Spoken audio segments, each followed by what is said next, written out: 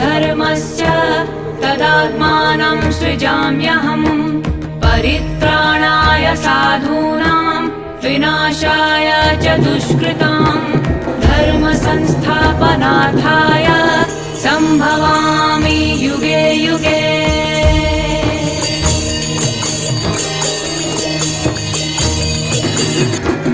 यदा यदा हि धर्मस्य ग्लानिर्भवति भारत अभ्युत्थानमधर्मस्य तदात्मानं सृजाम्यहम् परित्राणाय साधूनां विनाशाय च दुष्कृतां धर्म संस्थापनार्थाय सम्भवामि युगे युगे।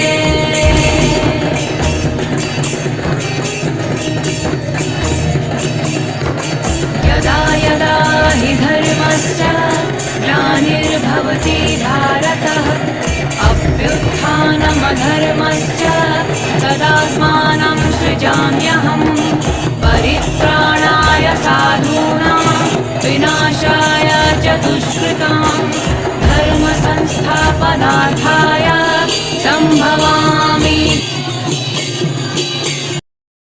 आम संस्कृति आम परंपरा आम भाईचारा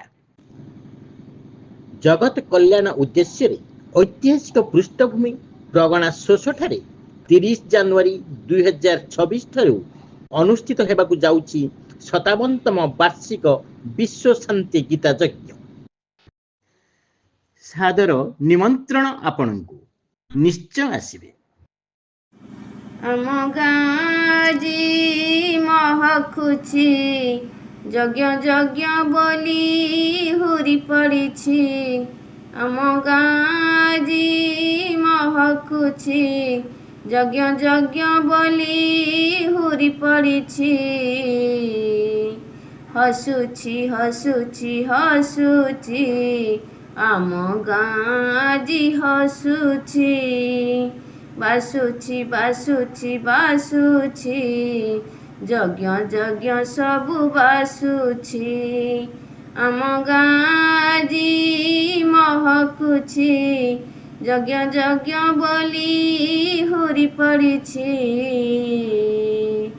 हसुछि हसुछि हसुछि आम गाजी हसुछि बासुछि बासुछि बासुछि।